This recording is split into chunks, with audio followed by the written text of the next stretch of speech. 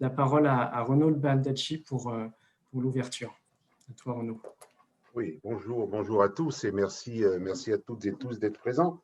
Je vais être assez concis dans la présentation de notre plan de développement du beach. D'abord, je me présente. Donc, je suis élu au comité directeur et en charge du beach handball sur cette nouvelle mandature. Comme je vous le dis, je vous le disais, la fédération a vraiment mis en place des mesures fortes pour le développement de cette pratique. Cette pratique qui existait déjà dans d'autres pays, d'autres continents, mais qui chez nous, où presque tout était à reprendre à zéro. Donc, à cet égard, donc, on a mis en place un pôle de compétences qui regroupe à la fois des techniciens, des salariés fédéraux, des entraîneurs, des personnes ressources, pour réfléchir tous ensemble à la meilleure façon de mettre en place et de développer au sein de nos territoires cette pratique. Je vais passer, sans m'étendre pour laisser plus de place au dialogue, puisqu'il n'y a qu'une heure et demie, je vais laisser la parole à Simon pour débuter tout de suite la présentation.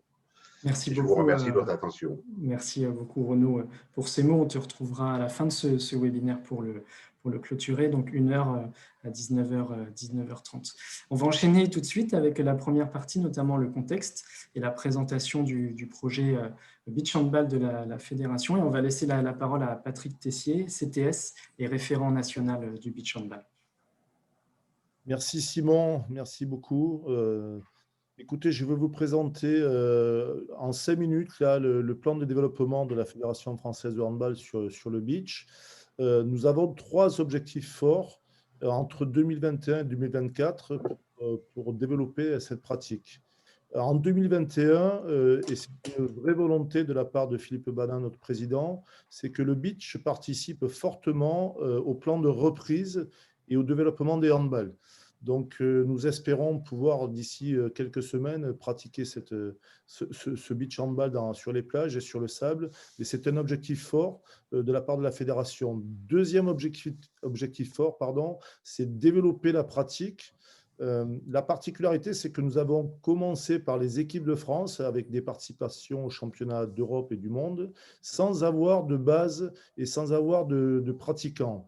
L'objectif, donc, dans les 4 ans à venir, c'est au sein de chaque territoire avoir des pratiquants et essayer de faire en sorte que cette pratique se développe pleinement. Troisième objectif fort, 2024, la volonté de la fédération d'organiser une grande compétition, une grande manifestation sportive proche des JO de Paris. Et puis, on a une volonté, si on peut avoir cette compétition, d'être médaillé en féminin, en masculin. Il y a 3 notions dans le beach, c'est plaisir, fair play et respect. Fair play est présent et omniprésent, notamment dans la relation entre les acteurs, joueurs, joueuses, arbitres, entraîneurs. C'est ce qui est remarquable dans cette activité. Simon, tu peux passer, s'il te plaît, de slide. Pour arriver à nos fins, donc nous avons 4 axes de développement. Je ne vais pas tous les détailler là, mais vous les trouverez sur les différents réseaux. Donc, 4 axes. L'axe le plus important, c'est pratiquer, développer. Je l'ai dit, il faut absolument qu'on puisse être sur le sable, sur les plages. Donc, c'est augmenter le nombre de pratiquants.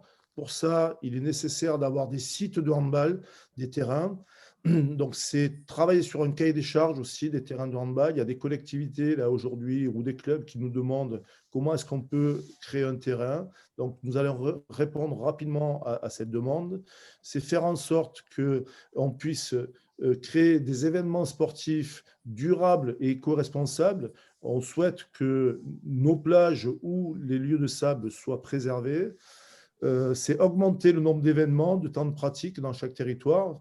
Et c'est aussi pratiquer fortement avec les ultramarins, puisqu'ils ont toutes les conditions réunies pour que ça puisse se faire toute la saison avec des joueurs et des joueuses qui ont des qualités vraiment intéressantes pour le beach. Le deuxième axe, c'est former. En relation avec l'IFFE, on met un plan donc, de formation, que ce soit, alors cette année, c'est pour développeurs animateurs. Nous avons 80 inscrits là, sur 3 séminaires qui vont se dérouler en mai et en juin. former des arbitres, des dirigeants, voilà, et des formateurs de formateurs, parce que nous ne sommes pas nombreux aujourd'hui à être formateurs. Donc, c'est former et c'est essentiel pour cette pratique qui se veut compétitive. Troisième axe sur le slide suivant, c'est performer. Donc ça, ce sont nos équipes de France, mais aussi la détection.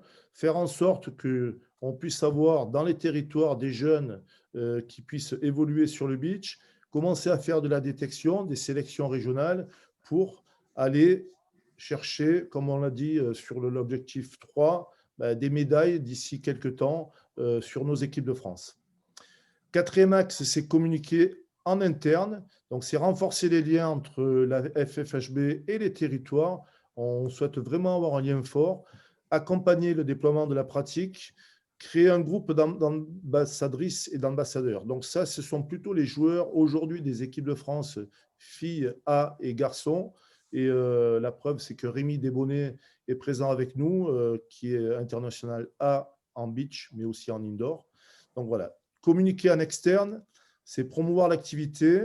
On va très certainement, si le Covid nous le permet, organiser un premier tournoi international à Lacanau-Océan fin juin avec des équipes étrangères. L'objectif, c'est de bien communiquer au travers de cette compétition avec des matchs qui seront télévisés. Renforcer les liens avec les fédérations internationales. On a besoin de faire notre place au niveau international. Il faut savoir que l'IHF et le HF nous ont sollicité il y a 4 ans pour que la Fédération française de handball participe pleinement au beach. Donc voilà. Donc présentation assez succincte. Quatrième slide et dernier, je le fais rapidement. Nous allons sortir d'ici une quinzaine de jours un guide de la pratique du beach handball. Là, vous voyez le sommaire qui est sur 3 axes. Donc l'organisation du beach, comment ça peut se développer à l'international, mais aussi en France. L'axe 2, les terrains, construction de terrain, le matériel et comment créer une dynamique sur et autour des terrains. Et le troisième axe, la pratique. Donc là, il y aura pas mal d'informations, de vidéos sur les règles de jeu, les bénéfices du beach handball, les gestes techniques, construire une séance, des règles aménagées pour les jeunes, le travail sur la licence, des préconisations sur des événements, sur une journée initiation découverte, les règles aménagées pour les jeunes. Ah, c'est 2 fois, il faudra le corriger. Et pour aller plus loin, match commenté des équipes de France. Donc, sur le deuxième webinaire, le 6 mai, me semble-t-il, nous présenterons de façon plus détaillée ce guide qui sera vraiment un point d'ancrage pour répondre aux questionnements de l'ensemble des clubs qui veulent pratiquer. Merci à vous.